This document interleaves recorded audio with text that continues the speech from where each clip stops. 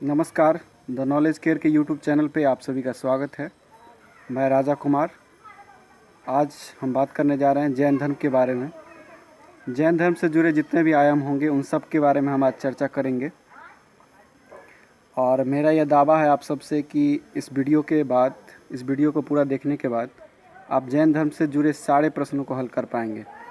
अतः वीडियो को अंत तक देखें। तो चलिए शुरू करते हैं। जैन धर्म। सबसे पहला, जैन धर्म का उदय कब हुआ? तो जैन धर्म का उदय आपका 6ठी शताब्दी ईसा पूर्व में हुआ। इसके संस्थापक ऋषभदेव थे। ठीक है, जैन धर्म के संस्थापक आपके ऋषभदेव थे। ठीक है, जैन धर्म में कुल 24 तीर्थंकर हुए। आपको मालूम हो कि जैन धर्म में कुल 24 तीर्थंकर हुए, जिसमें पहला तीर्थंकर आपके ऋषभदेव हुए और 24वां तीर्थंकर जो कि अंतिम तीर्थंकर हुए महावीर, जो कि वास्तविक संस्थापक भी माने जाते हैं। 23वें तीर्थंकर आपके पार्श्वनाथ हुए। आइए पार्श्वनाथ के बारे में कुछ जान लेते हैं। पार्श्वनाथ के बारे में, तो पार्श्वनाथ के पिता अशुसेन थे। पार्श्वनाथ के पिता का नाम अशुसेन था। ठीक है, और ये इक्ष्वाकु वंश से थे। ठीक है, ये इक्ष्वाकु वंश से थे। और पार्श्वनाथ जी का जो संबंधित क्षेत्र था ये मूलतः वाराणसी यानी कि उस समय का काशी जो था उससे संबंधित थे।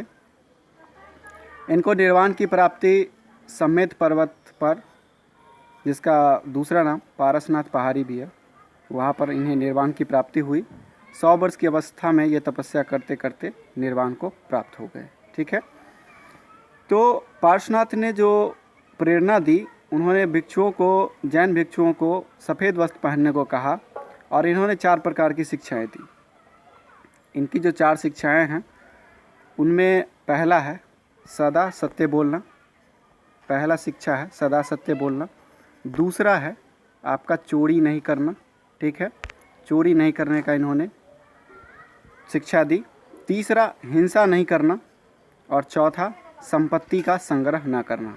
तो 4 शिक्षाएं पार्श्वनाथ के द्वारा दी गई और आगे चलकर इन्हीं 4 शिक्षाओं में एक शिक्षा महावीर स्वामी ने भी ऐड किया था, वो था ब्रह्मचर्य। और कुल मिलाकर जो जैन धर्म में 5 महाव्रत कहलाए। ठीक है, तो आगे बढ़ते हैं।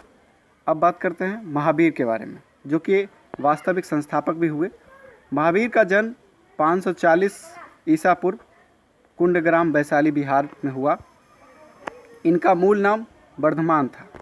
इनका जो मूल नाम था क्या था? वर्धमान था। ठीक है, इनके पिता का नाम सिद्धार्थ, जो कि ज्ञात्रिक कुल के सरदार थे। तो सीधा सीधा प्रश्न बनता है कि वर्धमान किस कुल से संबंधित थे? तो आपका सही आंसर क्या होगा? ज्ञात्रिक कुल से। ठीक है, इनकी माता का नाम त्रिशला था, जो कि लिच्छवी नरेश चेटक की बहन थी। इनकी माता जो थी वो लिच्छवी नरेश चेटक की बहन थी। ठीक है, तो महावीर के जो बड़े भाई थे वो नंदीवर्धन थे और जिनकी आज्ञा से इन्होंने गृह त्याग किया था। इनकी पत्नी का नाम यशोदा था और इनको एकमात्र पुत्री की प्राप्ति हुई थी, जिसका नाम था अनुजा प्रियदर्शिनी। ठीक है, सीधा सीधा प्रश्न बनता है, अनुजा प्रियदर्शिनी कौन थी? तो वो महावीर की बेटी थी। ठीक है, और इनके जो दामाद हुए उनका नाम था जामाली। ठीक है, इनके दामाद का नाम जामाली था। इन्होंने 30 वर्ष की आयु में गृह त्याग किया अपने बड़े भाई नंदीवर्धन की आज्ञा से। और 12 वर्षों की इनकी कठिन तपस्या के बाद इन्हें जो ज्ञान की प्राप्ति हुई वो आपका हुआ जिरिम्बिका ग्राम के निकट ऋजुपालिका नदी के तट पर साल वृक्ष के नीचे। तो सीधा सीधा प्रश्न बनता है दोस्तों कि महावीर को ज्ञान की प्राप्ति कहाँ पर हुई? तो जिरिम्बिका ग्राम के निकट ऋजुपालिका नदी के तट पर और साल वृक्ष के नीचे। आपको पूरा याद रखना होगा। आगे बढ़ते हैं। इनको जब ज्ञान की प्राप्ति हो गई, यानी कि इन्होंने 30 वर्ष की आयु में गृह त्याग किया और 12 वर्ष की कठिन तपस्या के बाद अर्थात 42 वर्ष की अवस्था में इनको ज्ञान की प्राप्ति हुई। ठीक है, तो ज्ञान प्राप्ति के बाद इनको अलग अलग प्रकार के नाम दिए गए, जिसमें इनको जीन कहा गया। जीन का मतलब होता है विजेता, जिसने जीत लिया हो। अहर्त का मतलब होता है जो उसके लायक है, यानी कि उसके योग्य है। ज्ञान प्राप्ति के बाद वो उसके योग्य हो गए। और कैबलिन एक शब्द है जो कि ज्ञान प्राप्ति के बाद ज्ञान प्राप्ति की प्रक्रिया को कैबल्य, और जो ज्ञान प्राप्त कर लेता है उसको कैबल्य कहा जाता है, और वह प्रक्रिया कैबलिन कहलाती है। तो ये कैबलिन भी कहलाए और निर्ग्रंथ भी कहलाए, जिसमें निर्ग्रंथ का आपका अर्थ है बंधन रहित। ठीक है, आगे बढ़ते हैं। इनसे जुड़ा जो प्रतीक चिन्ह था वो सिंह था। ठीक है, हम आगे आपको 24 तीर्थंकर के नाम और उनके प्रतीक चिन्ह भी बताएंगे, अतः आप एंड तक वीडियो से जुड़े रहें। महावीर ने जो उपदेश दिया, उनकी जो उपदेश की भाषा थी वो प्राकृत थी। कौन सी भाषा थी? प्राकृत थी। सीधा सीधा प्रश्न बनता है कि महावीर के उपदेश किस भाषा में दिए गए? तो प्राकृत में दिए गए। महावीर के जो पहले अनुयायी हुए, कौन हुए? वो आपके जमाली हुए। महावीर के पहले अनुयायी जमाली हुए। ठीक है, इस वीडियो में जो भी पॉइंट बनाए गए हैं वो आपको डायरेक्ट एग्ज़ाम्स में प्रश्न नहीं बनते हैं, तो आपको हर एक पॉइंट को एकदम कंठस्थ करना है, उसको याद करना है। और हमें आशा ही नहीं पूर्ण विश्वास है कि अगर आप इस वीडियो को पूरा देखते हैं तो आपको कोई परेशानी नहीं होगी। जैन धर्म से जुड़े आप सारे प्रश्नों को आसानी से हल कर पाएंगे। ठीक है, आगे बढ़ते हैं। उपदेश स्थल इन्होंने उपदेश दिया राजगिरी, मिथिला, श्रावस्ती, कौशल, विदर्भ, मगध इत्यादि जगहों पर इन्होंने 30 वर्षों तक आपका उपदेश इन्होंने घूम घूम कर दिया। जिसमें आपका जो जगह है उसमें है आपका कौन कौन सा जगह? राजगिरी है, मिथिला है, श्रावस्ती है, अंग है, कौशल है, विदर्भ है और मगध है। ठीक है, प्रथम जैन भिक्षुणी, जैन धर्म की जो प्रथम जैन भिक्षुणी हुई वो कौन हुई? वो हुई आपका चंपा, जो कि दधिवाहन की बेटी थी। ठीक है, शिष्यों का समूह, इनके जो शिष्य थे वो 11 समूहों में बटे थे। 11 शिष्यों का एक समूह होता था जिसको गंधर बोला जाता था। ठीक है, आपको याद रहेगा गंधर। मान्यता, जैन धर्म में मान्यता है कि ये पुनर्जन्म और आत्मा के अस्तित्व में विश्वास करते थे। इनका मानना था कि पुनर्जन्म होता है और आत्मा का अस्तित्व है। ठीक है, इनका जो आध्यात्मिक विचार है वो सांख्य दर्शन से लिया गया है, और आपको पता हो कि सांख्य दर्शन के प्रतिपादक कौन है? महर्षि कपिल हैं। ठीक है, आगे बढ़ते हैं। महावीर ने भी 5 महाभारत दिए, जो कि 4 महाभारत पहले से चले आ रहे थे पार्श्वनाथ के समय से ही, और इन्होंने 5वां महाभारत जो जोड़ा वो ब्रह्मचर्य जोड़ा। ठीक है, तो फिर से देख लेते हैं। पहला था अहिंसा, दूसरा था सत्य, तीसरा था असत्य, आस्ते, आस्ते का मतलब होता है कि चोरी नहीं करना। ठीक है, और परिग्रह का मतलब होता है कि संपत्ति को इकट्ठा नहीं करना। दरअसल अभी के जीवन चक्र में यही 2 समस्याएं हैं लोगों को घेर कर रखती है, कि संपत्ति को इकट्ठा करना है और बड़ा से बड़ा बनना है। 5वां इन्होंने ब्रह्मचर्य को जोड़ा। ब्रह्मचर्य का मतलब है अपनी इंद्रियों पर संतुलन करना, अपनी इंद्रियों को अपने आत्मा के इच्छा के अनुसार उसको कंट्रोल में करना। ठीक है, आगे बढ़ते हैं। दर्शन जो कि ज्ञान की सापेक्षता की बात करता है, वो कौन सा दर्शन है जैन धर्म का जो ज्ञान की सापेक्षता की बात करता है? तो वो है आपका स्यादवाद या सप्तभंगी। ठीक है, उसके बाद सर्वाधिक जोर किस पर दिया? तो जैन धर्म ने सबसे ज़्यादा जोर अहिंसा पर दिया था। उनका मानना था कि अहिंसा को नहीं अपनाना चाहिए। ठीक है, प्रधानता, जैन धर्म में कर्म की प्रधानता को मान्यता दी गई है। अगर आप कर्म करेंगे तभी आपको फल की प्राप्ति होगी। इसके अलावा जैन धर्म में महावीर का यह मानना था कि संसार दुखों से भरा है, और जो लोगों की जो इच्छाएं हैं, अतृप्त इच्छाएं हैं, वही उनके दुखों का कारण बनती है। ठीक है, तो महावीर के त्रिरत्न भी हुए, जिसमें उन्होंने सम्यक ज्ञान, सम्यक ध्यान और सम्यक आचरण 3 बातें कही। सम्यक ज्ञान, सम्यक ध्यान और सम्यक आचरण। ठीक है, तो सीधा सीधा प्रश्न बनता है कि जैन धर्म के त्रिरत्न क्या हैं? तो आपके सही आंसर क्या होंगे? सम्यक ज्ञान, सम्यक ध्यान और सम्यक आचरण। जैन धर्म की विशेषता है कि अनिश्वरवादी हैं। ये ईश्वर को नहीं मानते हैं, आत्मा को मानते हैं, पुनर्जन्म को मानते हैं, लेकिन ईश्वर को नहीं मानते हैं। दरअसल जैन धर्म का उदय इसी वजह से हुआ था कि उस समय हिंदू धर्म में थोड़ा सा कम्प्लेक्सन आ गया था। हिंदू धर्म की मान्यताएं थोड़ा सा ज़्यादा कट्टरवादी हो गई थी, थोड़ा सा बढ़ गया था विचार। इसी वजह से जैन धर्म और बौद्ध धर्म, दो धर्मों का उदय हुआ, जिनका मकसद था थोड़ी सी शांति और ईश्वर से थोड़ा हटकर बातें करना। तो ये अनिश्वरवादी थे, ईश्वर को नहीं मानते थे। बौद्ध साहित्य के अनुसार महावीर को क्या कहा गया? तो बौद्ध साहित्य के अनुसार महावीर को जो कहा गया, उन्हें निगंठ नाथपूत के नाम से पुकारा गया। ठीक है, यानी निगंठ नाथपूत कहा गया बौद्ध साहित्य के अनुसार।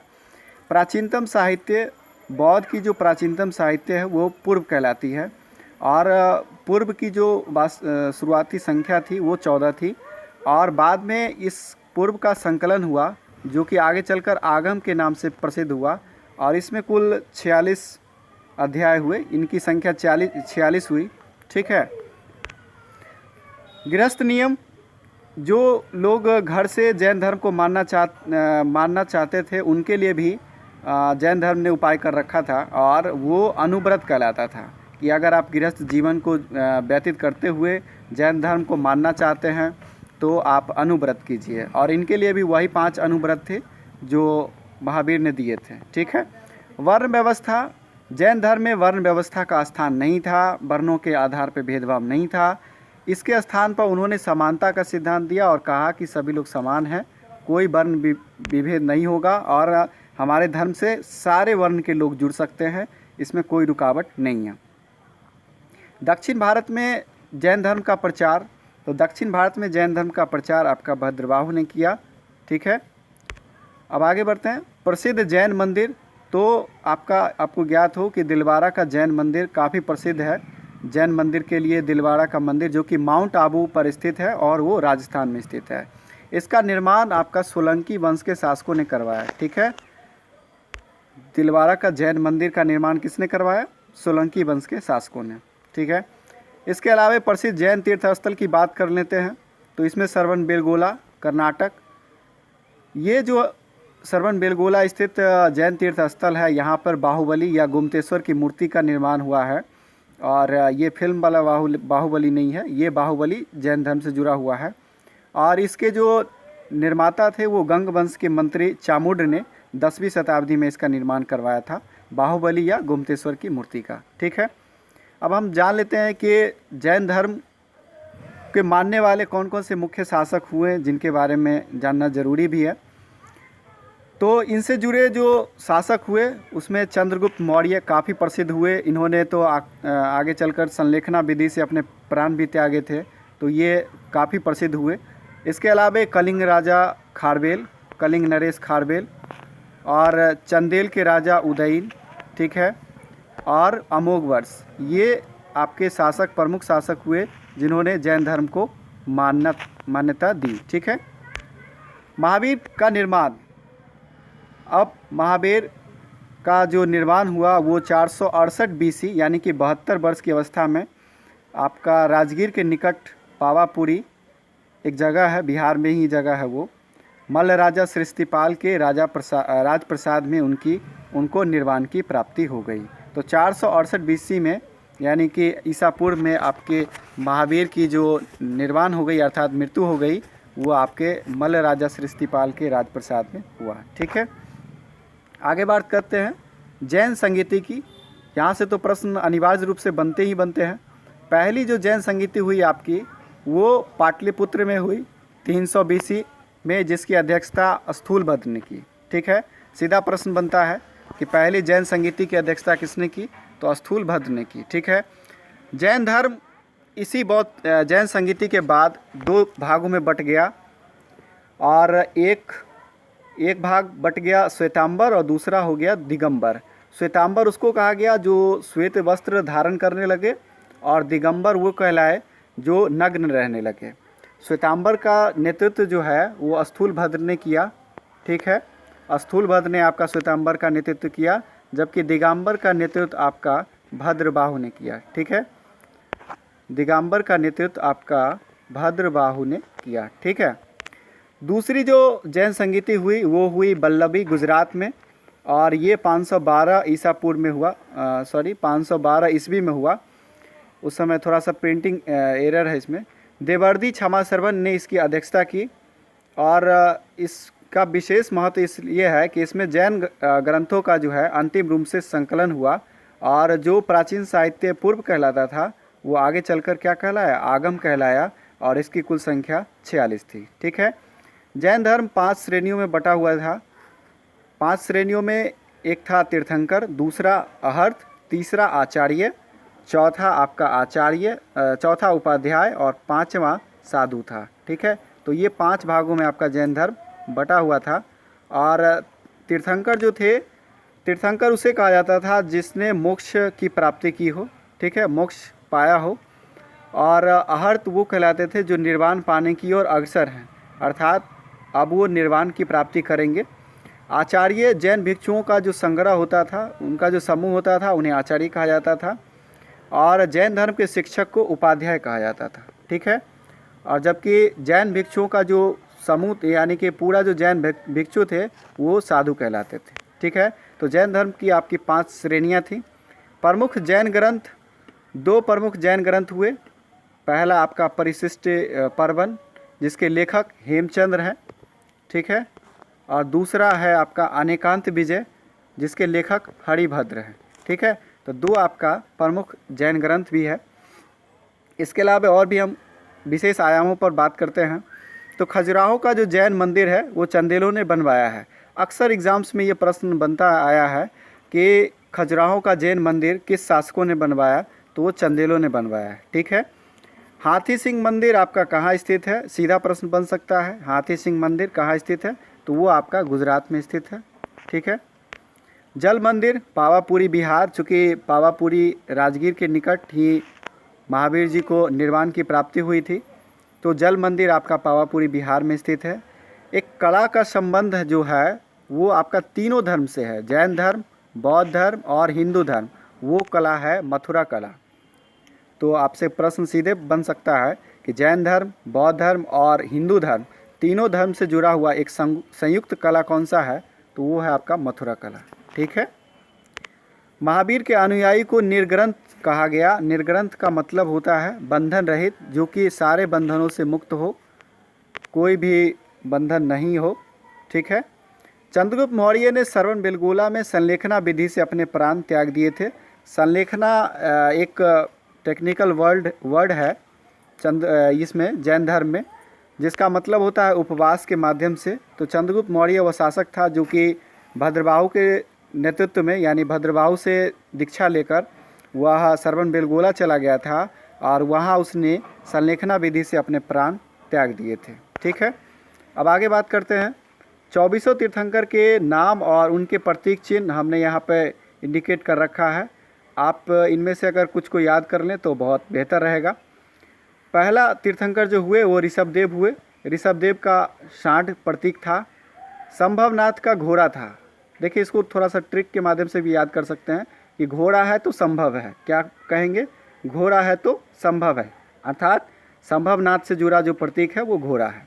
अजीतनाथ का हाथी। हाथी क्या है, अजीत है। हाथी से जीतना थोड़ा सा मुश्किल है, तो अजीत क्या है, हाथी है।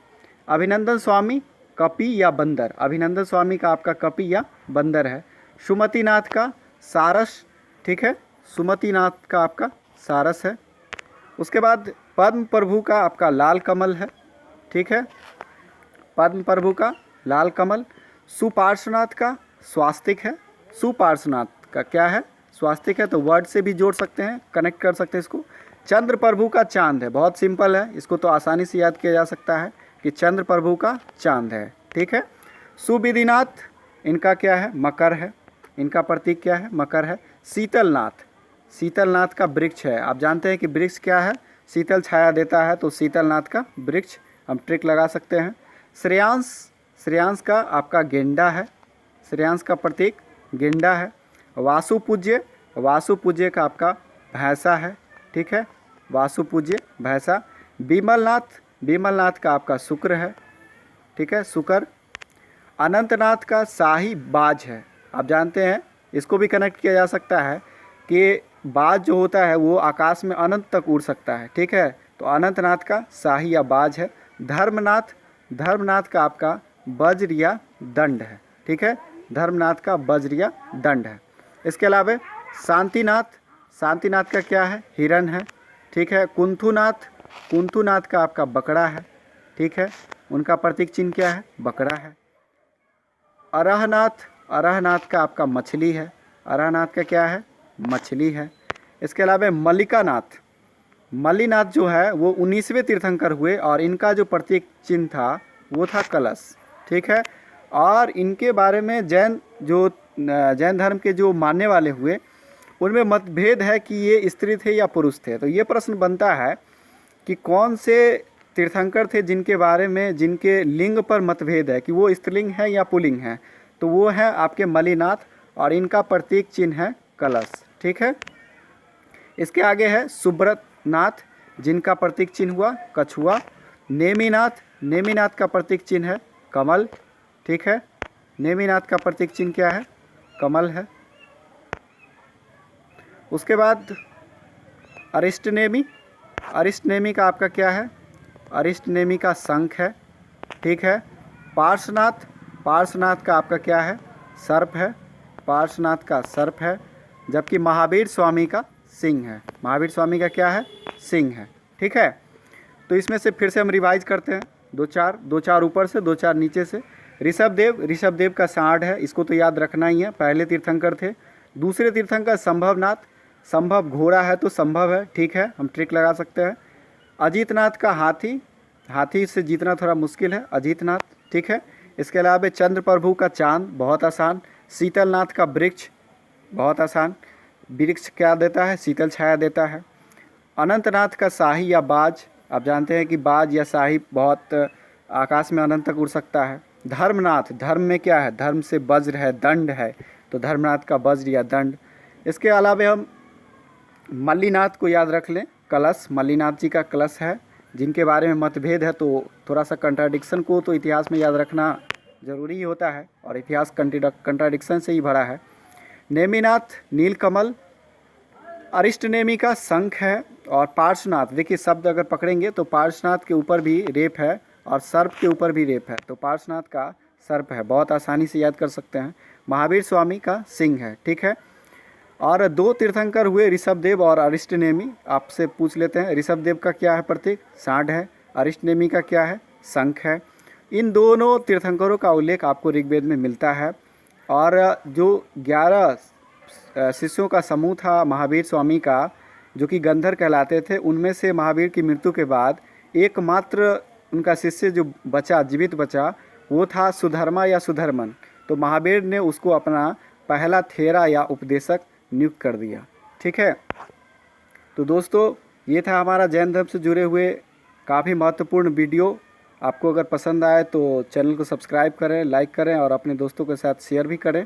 धन्यवाद।